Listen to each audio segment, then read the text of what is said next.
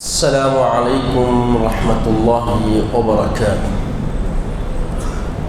الحمد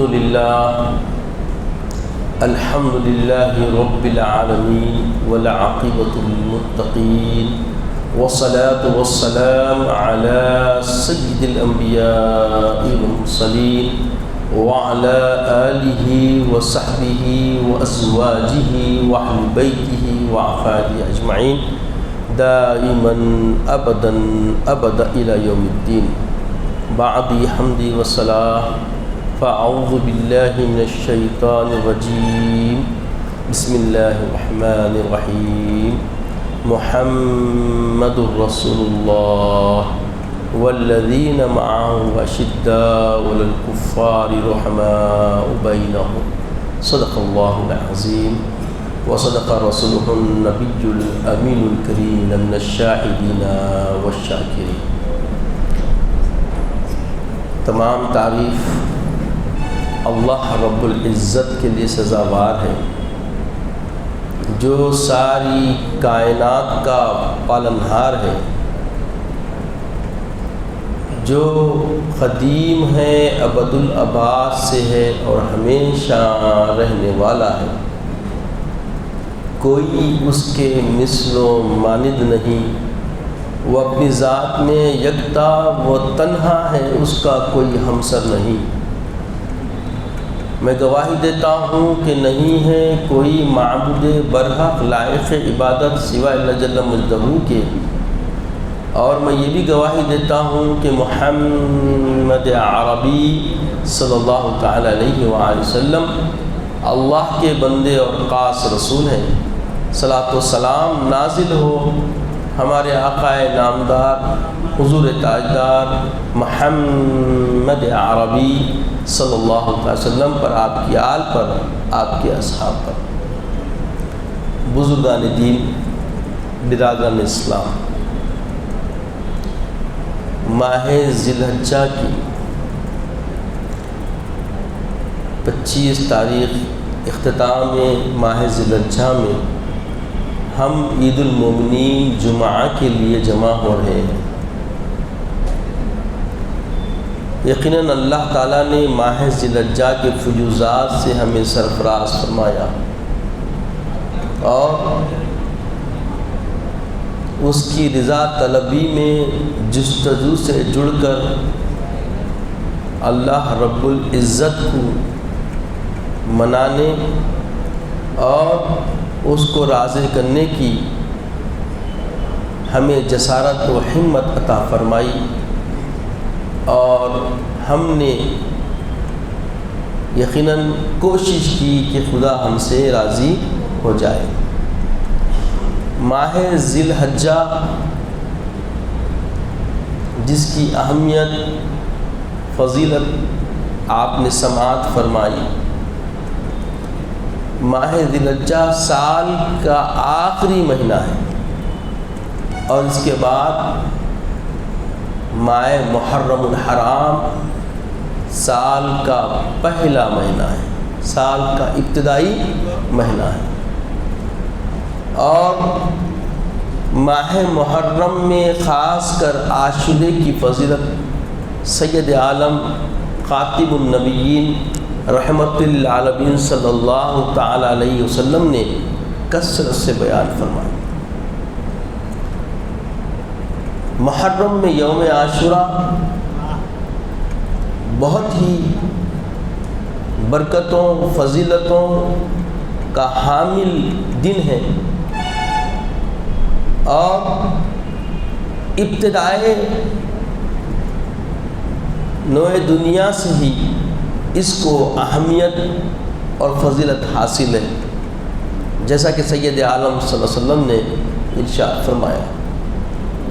اور اس ماہ مبارک میں بھی حق کی پاسبانی، حق کی استقامت کے لیے جو قربانی شہادت مظلومہ حضرت سیدنا امام حسین علیہ السلام کا جو معاملہ ہوا ہے، اس سے اس ماہ مبارک کی طرف ہماری مائلیت اور بڑھ جاتی ہے۔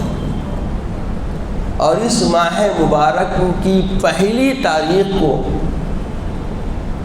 خلیفۃ ثانی حضرت سیدنا امیر المومنین عمر بن خطاب رضی اللہ تعالیٰ عنہ کی شہادت ہے۔ تو سال کی ابتدا ہی پہلے دن ہمیں حضرت سیدنا عمر فاروق رضی اللہ تعالیٰ عنہ کی شہادت کے ذریعے ہم سال کی ابتدا کر رہے ہیں، اور اس کو یاد کر کے اپنے رہنے جینے اور زندگی گزارنے کے سلیقے کو سنوارنے کے لیے حضرت سیدنا عمر بن خطاب رضی اللہ تعالیٰ عنہ کی حیات طیبہ ہمارے لیے ایک بہترین نمونہ حیات ہے۔ عزیز اور بزرگوں،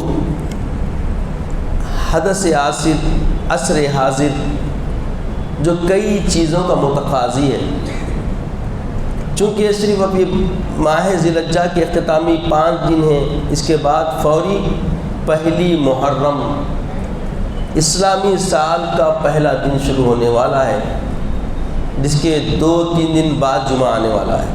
تو میں نے سوچا کہ اس جمعہ آپ کو سیدنا امیر المومنین عمر بن خطاب رضی اللہ تعالیٰ عنہ کی سیرت کے حوالے سے عصر حاضر میں ہم کیسے کس طریقے سے مستحکم ہو سکتے ہیں، اور ایمان کی جلا اپنے تئیں کیسے ہم اجاگر کر سکتے ہیں، اپنے ایمان کی تقویت کے لیے کیا سرمایہ حیات ہم جمع کر سکتے ہیں، اور کس سلیقہ مندی اور کس جرأت کے ساتھ حق کی پاسبانی، حق کے دائیدار بن سکتے ہیں، اور اس کے لیے جو ہمت جمع کرنی ہے وہ ہمت کا سلیقہ سیدنا امیر المومنین عمر بن خطاب رضی اللہ تعالیٰ کی حیات طیبہ سے حاصل کرنے کا بہترین ذریعہ ہے۔ کیونکہ اس وقت دشمنان دین، عدوان دین، باطل پرستوں کے شر پسندوں نے بہت بڑی سازشوں کو ہمارے ابنائے وطن ہونے کے باوجود جسارت کے ساتھ اس کو رد و بدل کے ذریعے روب عمل لانے کی جسارت و جرأت کر رہے ہیں۔ تو اس کا سدباب کرنے کے لیے ہمیں کون سا نہج کس طریقے سے اختیار کرنا چاہیے، وہ ہمیں سیدنا امیر المومنین عمر بن خطاب رضی اللہ تعالیٰ عنہ کی حیات طیبہ سے حاصل کرنے کی چند ضرورت ہے۔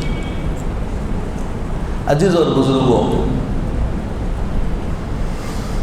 جب اللہ کے نبی سید عالم خاتم النبیین خاتم الرسول صلی اللہ علیہ وسلم نے دعوت دین، تبلیغ دین، اشاعت دین کا کام شروع کیا، تو 49-50 لوگ جو مسلمان ہو چکے تھے،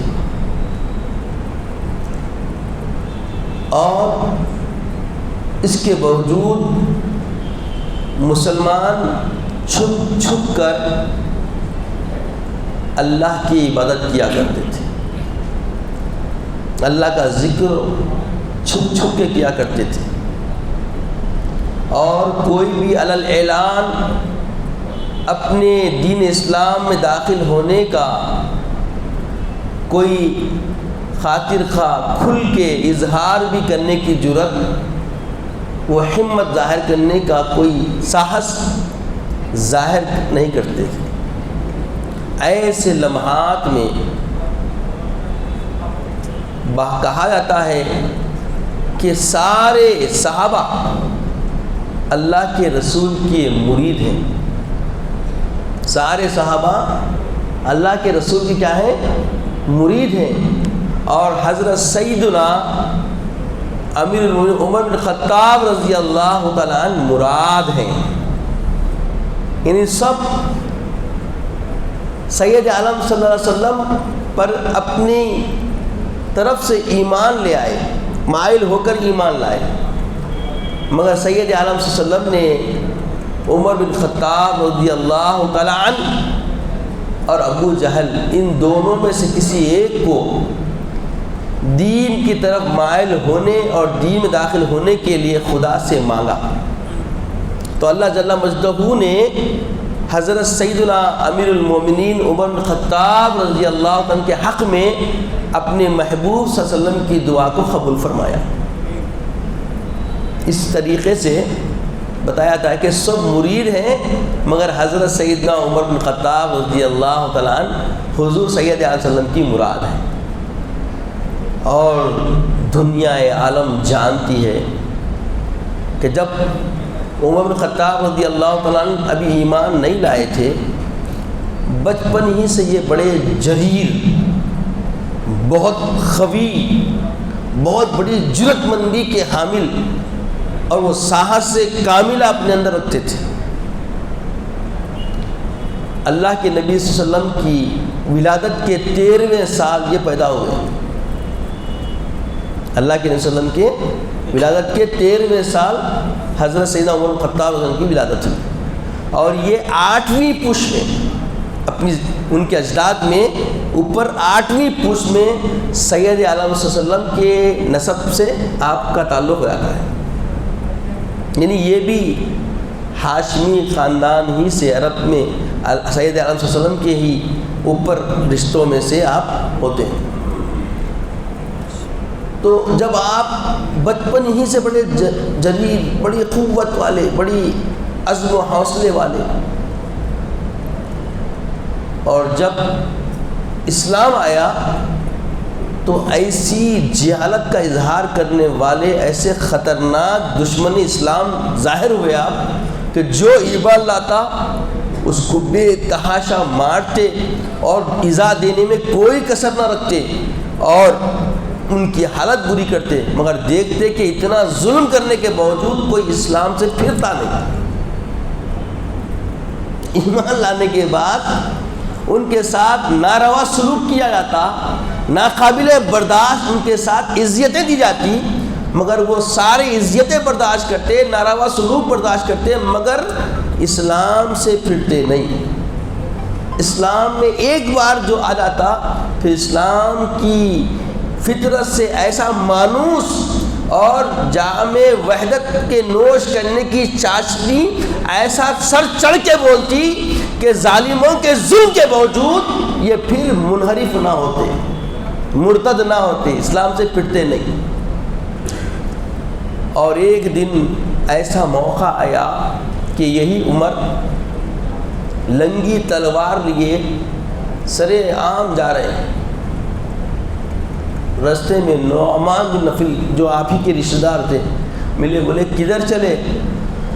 تو بولے میں تھک چکا ہوں، اسلام سے لوگوں کو روکنے کی جدی کوشش کر رہا ہوں، لوگ اتنے مائل ہو رہے ہیں، اور جب چلے جا رہے ہیں تو پھر منحرف ہونے کے لیے کوئی تیار نہیں ہے، تو میں چاہتا ہوں کہ جو داعی بنا ہے، جو نئے دین کی دعوت دے رہا ہے، اسی کا سر قلم کر دوں، نعوذ باللہ، اور اسی لیے میں نکلا ہوں۔ تو بولے ان کی خبر بعد میں لینا، پہلے اپنی بہن اور بہنوئی کی خبر لے لو، وہ بھی دائرہ اسلام میں آ چکے ہیں۔ راستہ بدل دیا، رخ بدل دیا، اور فوری اپنی بہن کے گھر کی طرف چل پڑے۔ قریب تھے کہ داخل ہوتے، سرگوشی میں ان کو آواز آنے لگی کچھ تلاوت قرآن کی، اور جیسے ہی ان کے بہنوئی اور بہن کو احساس ہو گیا کہ عمر بن خطاب آ رہے ہیں، تو فوری انہوں نے اپنے صحیفوں کے جو پرت تھے وہ فوری چھپا دیے، اور وہ آنے کے بعد بولے تم لوگ کیا پڑھ رہے تھے؟ بولے نہیں، تم کو اس حالت میں ہم کو نہیں سنا سکتے، تم کفر کی حالت میں اس کو نہیں سن سکتے، ہم تم کو نہیں سنا سکتے۔ بولے نہیں، مجھے سننا ہے، سناؤ کیا ہے، اور تم کیسا ایمان لائے؟ کہ میں سنا کہ تم دین قبول کر لیے۔ بولے ہاں ہم دین قبول کر لیے۔ تو حضرت عمر بن خطاب ان کو مارنے پیٹنے لگے، اور اتنا مارے پیٹے کہ بہن بھائی اور بہن لہو لہان ہو گئے، خون میں لت پت ہو گئے، اور اس کے بعد بہن کہنے لگی تم لاکھ ظلم کر لو، تم کچھ بھی کر لو، تم ہماری جان تو لے سکتے ہو مگر ہمارے ایمان کے تم کبھی خریدار نہیں بن سکتے، ہمارے ایمان سے ہم کو کبھی تم دست نہیں کر سکتے، یہ ممکن ہی نہیں ہے۔ جب دیکھے کہ اتنے ظلم کے باوجود، اتنی تکلیف دینے کے باوجود، اتنا خون بہانے کے باوجود وہ اپنی جگہ مصر اور مستحکم ہیں، تو ان کی طبیعت میں نرمی آ گئی اور کچھ محبت بہن کی جاگی کہ میں نے کیا کر دیا ان کے ساتھ۔ اس کے بعد سمجھ میں آ گیا، اللہ تعالیٰ ان کے دل کو پھیر دیا۔ ادھر اللہ کے نبی کرم محمد رسول اللہ نے ان کے لیے دعا فرمائی تھی صلی اللہ علیہ وسلم، تو وہ دعا اللہ تعالیٰ قبول فرما لیا تھا۔ فوری وہی بے نیام تلوار لیے دارالارقم کی طرف چلے۔ یہ دارالارقم ایک مقام تھا جہاں پہ سارے مسلمان جمع ہوتے، نبی کرم صلی اللہ علیہ وسلم کی صحبت میں رہتے اور اس سے دین سیکھتے تھے۔ ایک گوشہ نشین سمجھے، ایک علاقہ، ایک مقام تھا۔ تو دارالارقم کو جانے لگے اور اسی سے کچھ روز پہلے حضرت حمزہ رضی اللہ عنہ جو حضور صلی اللہ علیہ وسلم کے چچا ہیں، وہ بھی ایمان لا چکے تھے۔ وہ بھی بڑے شجاعت، بڑے بہادر، اور ان کی بہادری کے چرچے سارے عرب جانتے تھے۔ تو دیکھے کہ کون آ رہے ہیں، بولے عمر خطاب آ رہے ہیں، تو بولے آنے دو، اگر اچھا ارادہ ہے تو خیر ہے، نہیں تو یہیں ان کی تلوار ان کے لیے انشاءاللہ فیصلہ کر دے گی۔ کون بولے؟ حضرت حمزہ رضی اللہ عنہ۔ اور جب عمر بن خطاب داخل ہوئے دارالارقم میں تو سب سے پہلے حضرت حمزہ نے سوال کیا، کیا ارادے ہیں، کیسا آنا ہوگا؟ تو بولے میں ہار چکا ہوں، میں چاہتا ہوں کہ میں بھی دائرہ اسلام میں آ جاؤں اور محمد صلی اللہ علیہ وسلم کے دستے مقدس پہ میں بھی دین کریمہ پڑھ کے دائرہ اسلام میں داخل ہو جاؤں۔ پھر آپ تشریف لائے، ایمان لے آئے، اور اللہ کے وسلم کی دست مقدس پہ جب ایمان لے آئے تو حضرت عمر بن خطاب رضی اللہ عنہ نے پوچھا کہ یا رسول اللہ کیا آپ ہم حق پہ نہیں ہیں؟ تو آقا صلی اللہ علیہ وسلم نے فرمایا ہاں ہم حق پر ہیں۔ تو بولے پھر ہم چھپ کر کیوں نہ عبادت کریں اللہ کی، آئیے ہم حرم میں عبادت کرتے ہیں۔ اس کے بعد سے مسجد حرم کے اندر، مکہ مکرمہ کے اندر باضابطہ اللہ کی ذکر و تحلیل تکبیر کا معاملہ ہونے لگا اور سارا دارالارقم نعرے تکبیر سے گونج اٹھا، نعرے تکبیر سے گونج اٹھا۔ عزیز اور بزرگوں، یہ حضرت سیدنا عمر بن خطاب رضی اللہ تعالیٰ عنہ کے دائرہ اسلام میں آنے کی احوال، ان کی کیفیت کا حال تھا۔ جب ایمان لانے سے پہلے جتنے اپنے بہادری کے چرچے سارے عرب میں وہ رکھتے تھے، ایمان لانے کے بعد ایمان اسلام کی حمایت میں، اسلام کی تبلیغ و اشاعت کے لیے، اسلام کے سربلندی کے لیے آپ نے اس سے زیادہ دو چند زیادہ اپنی جرأت کا اظہار کرنا شروع کر دیا۔ اور دنیا تاریخ اسلام میں آپ کی سیرت میں جانتی ہے کہ جب ہجرت کا موقع آیا تو ہر کوئی خاموشی سے ہجرت کرتے چلے گئے۔ حضرت سیدنا عمر بن خطاب رضی اللہ تعالیٰ عنہ ہجرت کرنے والے تھے تو مکے میں آ کر، مکہ معظمہ کے پاس آ کر آواز سے سر بلند کیفیت میں بڑے بڑے سرداروں کو مخاطب کر کے کہا کہ دیکھو میں ہجرت کرنے والا ہوں، اگر کوئی جرأت رکھتا ہے تو فلاں پہاڑ کے پیچھے آ جائے مجھ سے بات کرنے کے لیے۔ ایسی جرأت مندی جب آپ ہجرت کیے تو روکنے کے لیے کوئی آپ کے سامنے نہیں آیا۔ آپ بڑے جرأت مندانہ انداز میں سینہ تانتے اور پوری کیفیت کے ساتھ سوار ہو کر آپ ہجرت فرمائیں۔ تو یہ حضرت سیدنا عمر فاروق رضی اللہ تعالیٰ عنہ کے اندر جو جولانی، جو جوش ایمانی اور جو اللہ رسول کی خوشنودی کی تباہ ہے، یہ مزاج اللہ ہر کسی نوجوان مسلمان کو عطا فرمائے۔ یہ بہت بڑی کیفیت تھی آپ کے اندر، آپ کی جیسی کیفیت کسی اور صحابہ میں ایسی نظر نہیں آتی، اور آپ کو اللہ تعالیٰ نے ایسی فراست و حکمت و بردباری عطا فرمائی کہ کسی دوسرے صحابہ میں ایسی کیفیت نہیں، آپ اس میں مستثنیٰ ہیں۔ حضرت سیدنا عمر فاروق رضی اللہ تعالیٰ عنہ ایسے فراست و حکمت و بردبار اپنے اندر رکھتے تھے کہ آپ کے جیسی یہ کیفیت کسی اور صحابہ میں ظاہر نہیں ہوتی۔ یہ آپ کی استثنائیت تھی، یہ آپ کی خصوصیت تھی۔ یہاں تک کہ روایتوں میں آتا کہ اکثر قرآن کے احکام جو آئے ہیں وہ تقریباً سیدنا عمر فاروق رضی اللہ تعالیٰ عنہ کے مشورے ہوا کرتے تھے، بعد میں ہو بہو ان کے مشورے کے مطابق اللہ کے احکامات آتے ہیں۔ ایسے بہت ساری آیتیں ہیں جو حضرت سیدنا عمر فاروق رضی اللہ عنہ سید عالم صلی اللہ علیہ وسلم کے مشورے میں رکھا، اور ہو بہو ویسے ہی احکامات اللہ تبارک و تعالیٰ اللہ رب العزت نے نازل فرمایا۔ تو یہ فراست، یہ حکمت، یہ بردباری کسی اور صحابہ میں ایسی نظر نہیں آتی جو آپ کا خاصہ ہے۔ اور آپ کے اندر اللہ تبارک و تعالیٰ نے شجاعت کا معاملہ بھی ایسا عطا فرمایا کہ کیا بتاؤں، جدھر آپ نکلتے دشمنان دین کے پرخچے اڑ جاتے، اور کوئی دشمن آپ کے سامنے ہمت کر کے ہم کلام ہونے کی جرأت اور ساہس نہیں رکھتا۔ ایسی شجاعت، ایسی بہادری، ایسا رعب و دبدبا سیدنا عمر فاروق رضی اللہ تعالیٰ عنہ کا کہ آپ جدھر جاتے ادھر کوئی بھی مخالفت دین بات کرنے کی ہمت نہیں رکھتا۔ آپ کی کیفیت بڑی شجاعت والی، بڑی بہادری و ہمت و جرأت والی، یہ ہر نوجوان کے لیے ایک مثال ہے آپ کی۔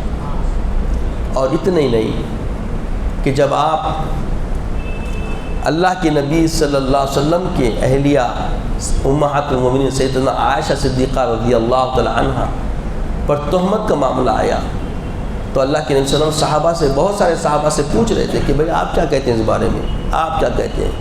ایسے ہی سیدنا عمر فاروق سے پوچھا تو آپ نے فرمایا کہ سبحانک اللہ، سبحانک ھذا بہتان عظیم۔ جب آیت برات نازل ہوئی تو اس کا ایک حصہ یہ کلمات سے بالکل مورع اللہ تعالیٰ نے اپنے کلام میں اس کو نازل فرمایا، سبحانک ھذا بہتان عظیم۔ یہ کلمات سیدنا عمر فاروق کے تھے جب اللہ کے نبی نے آپ سے مشاورت فرمائی۔ تو عزیز اور بزرگوں، ایسے بہت سارے احکامات اللہ جل مجدہ نے ایسے نازل فرمائے جو حضرت سیدنا عمر فاروق رضی اللہ عنہ نے بارگاہ رسالت محمد صلی اللہ علیہ وسلم میں مشورتاً تذکرہ فرمایا۔ یہاں تک کہ اذان کا معاملہ بھی ہے، سیدنا عمر فاروق رضی اللہ عنہ کے بتائے ہوئے مشورتی کلمات پورے خواب کے ذریعے یہ پورے ادا ہوئے۔ تو عزیز اور بزرگوں، حضرت سیدنا عمر فاروق کا اسلام میں بہت بڑا حصہ ہے۔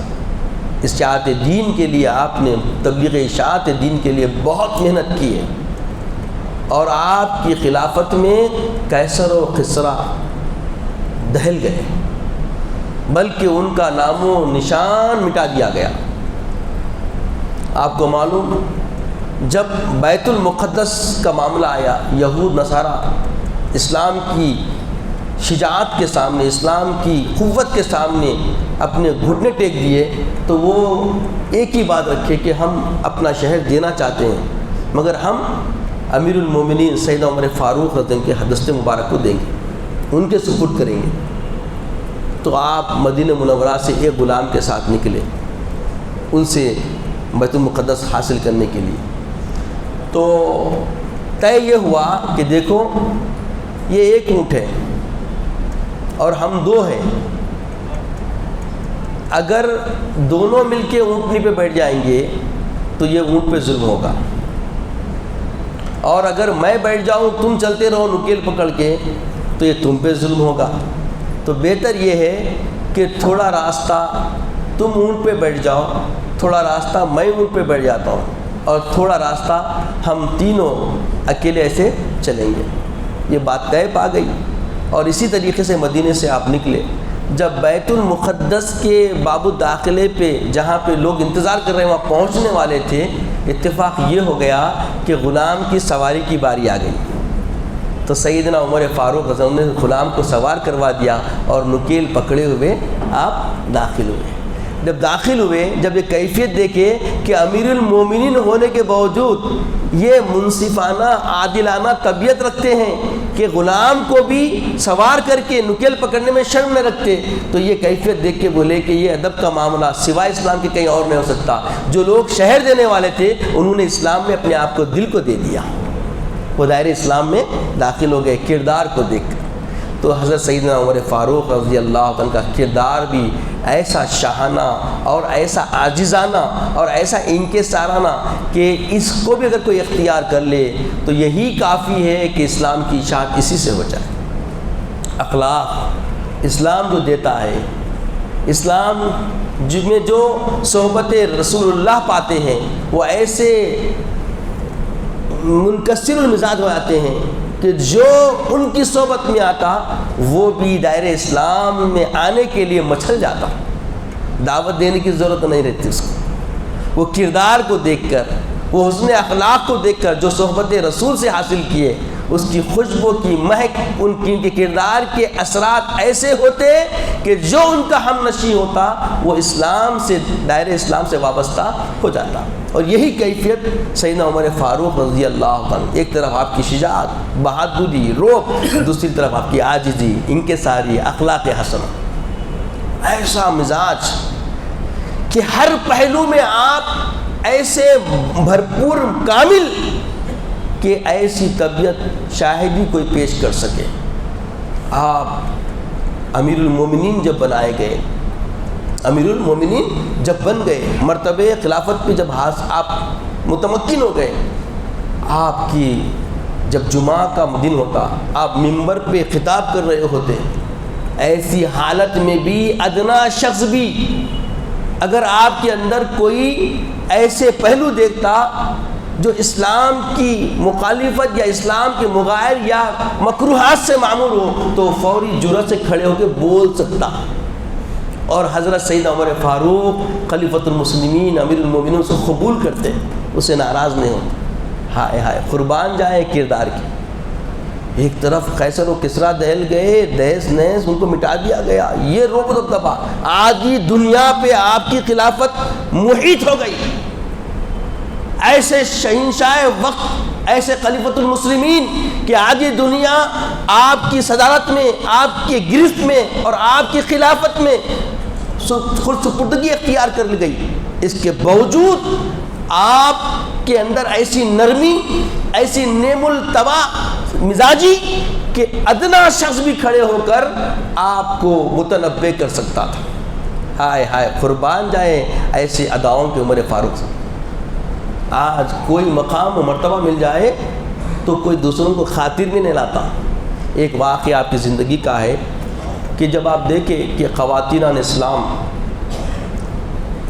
مہر بہت کثیر مانگ رہے تھے تو بہت سارے نوجوان نکاح کے لیے بہت پریشان ہو رہے تھے، تو آپ نے جمعہ کے خطبے میں اس مسئلے پہ گفتگو فرمائی اور لوگوں سے، عورتوں سے کہا، مخاطب کے فرمایا کہ دیکھو اے خواتین اسلام، اپنے مہر میں کچھ کمی کرو، اس طریقے کا تقاضا نہ رکھو کہ جس میں حالات بہت نظر آزما ہو جائیں۔ تو ایک نہیں افقات کمزور بڈھی لاٹھی کے سہارے کھڑے ہو کر کہا کہ اے عمر، تم نے جرأت کیسے کی، جس چیز کا حق اللہ اور اس کے رسول نے ہم کو دیا اس پر تم نے کیسے اپنی ہمت کی کہ اسے بات کریں؟ تو آپ نے فوری اپنے آپ کو رجوع فرما دیا۔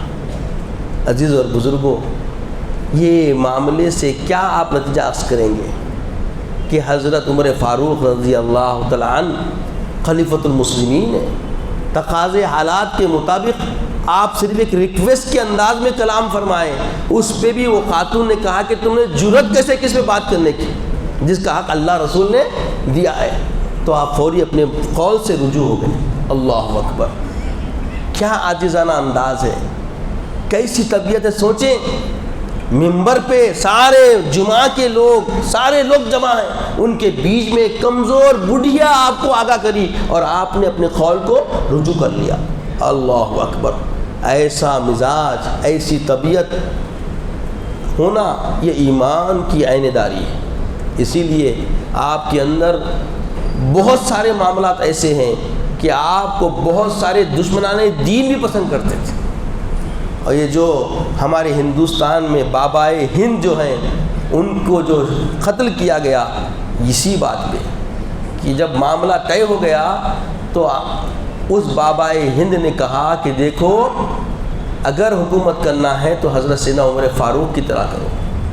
یہ کہنا تھا کہ ایک شر پسند نے معاملہ اس کا تمام کر دیا اور اسی کے ماننے والے آثار ہندوستان میں اسلام پر حملہ کرنے، اسلام میں تحریفات کرنے، اسلام کی شریعت میں جو ہے کچھ تبدیلی کرنے یا کچھ معاملات کرنے کی کوشش میں ایک عجیب قسم کے قوانین کے مسودے تیار کر رہے ہیں. عزیزوں اور بزرگوں، سمجھنے کی کوشش کرو اس کی جرأت کئی کو ہو رہی، یہ ہمت کئی کو ہو رہی. آپ بتائیے ہم جمعہ پڑھنے آئے، کتنے لوگ جمعہ کے واجبات و سنن سے واقف ہیں؟ ہم 5 وقت نماز پابندی سے پڑھتے ہیں، کتنے لوگ 5 وقت نماز کے رموز اور احکامات اور فرائض سے واقف ہیں؟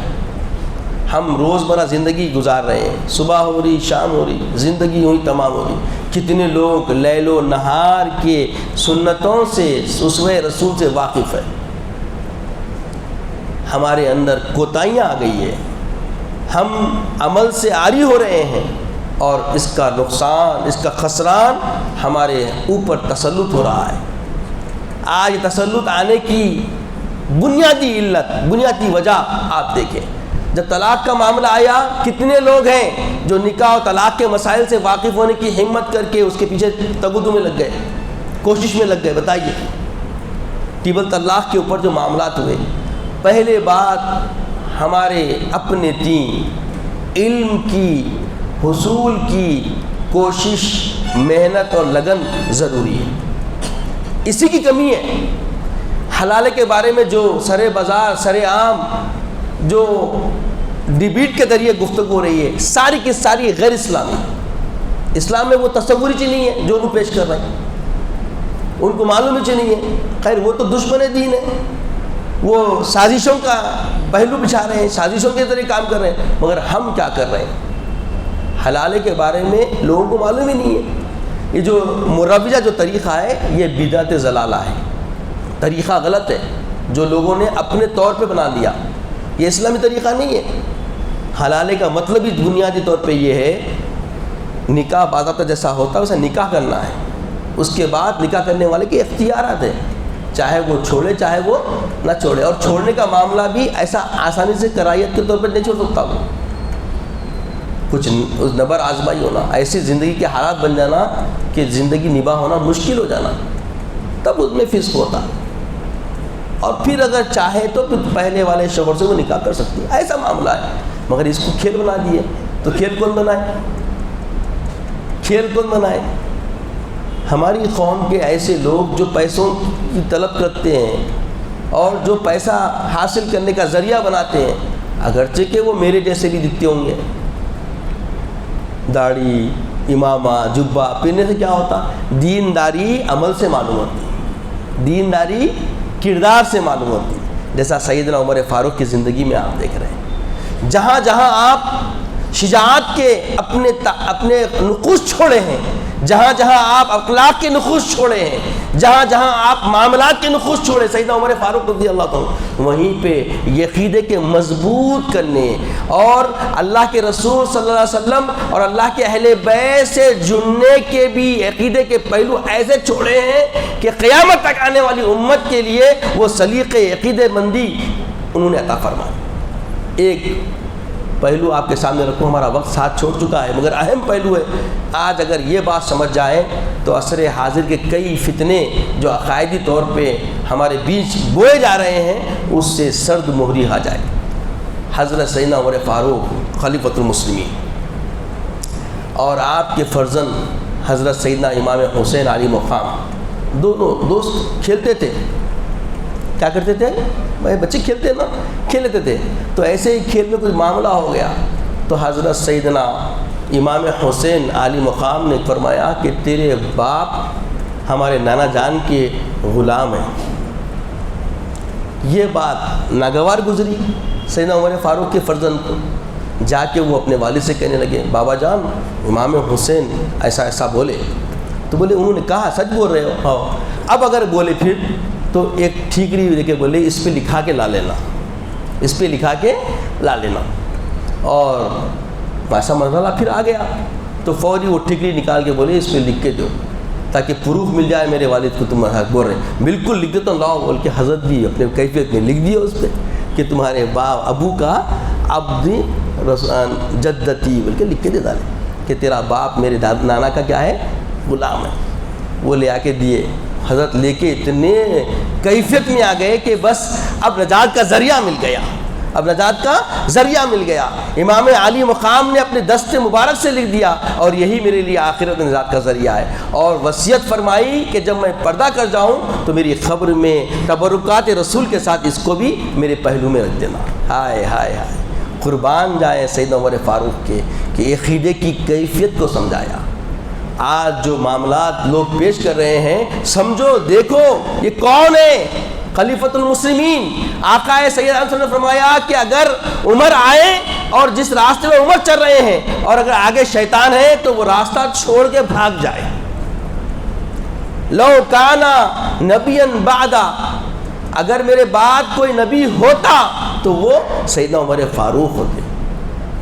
عزیز اور بزرگوں غور فرمائیے، ایسا مقام ایسا درجہ رکھنے کے باوجود آپ نے عقیدت میں وابستگی میں اور فضیلت کو ظاہر کرنے میں اہل بیت کی آپ نے اپنی عقیدت کو اظہار فرمایا کہ قیامت تک آنے والے امت اپنے عقیدے کو راسخ طریقے سے اپنے آپ کو سینچے سنوارے اور راسخ العقیدہ طبیعت بنائے. آج عقیدوں کا فقدان، عمل کا فقدان، کردار کا فقدان، ہمارے یہ ساری کجیاں آ گئی ہے. اسی لیے لوگ سمجھ رہے ہیں کہ اسلام جو پوری دنیا کے لیے آیا ہے اور دستور حیات پورے آفاق میں اس کا چھانے والا ہے اور جاری ہو کے رہے گا صبح قیامت تک، یقیناً ہو کے رہے گا. مگر کچھ لوگ ابنائے وطن اس میں کجی نکالنے کی ہمت کر رہے ہیں، جرت کر رہے ہیں. تو یہ جرت اور یہ ہمت ان کے اندر دینے والے کوئی اور نہیں، ہم وابستگان دین اسلام ہے جو ہم اس پہ عمل پیرا نہ ہونے کی وجہ سے ان کو غلط فہمی ہو رہی ہے. ہم اس اپنے کردار میں اس نظام کو جاری نہ کرنے کی وجہ سے ان کو غلط فہمی ہو رہی ہے.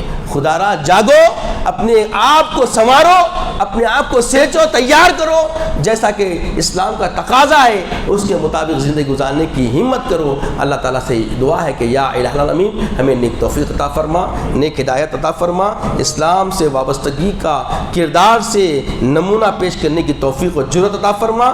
مولا ہمیں اسلام کا پیروکار بنا، عزت کے اسلام کی زندگی عطا فرما، خاتمہ بالخیر فرما، وقت نزا کلمہ طیبہ عطا فرما، حبیب پاک صلی اللہ علیہ وسلم کا دیدار عطا فرما. سبحان اللہ و بحمدہ، سبحان اللہ العظیم والحمد للہ رب العالمین.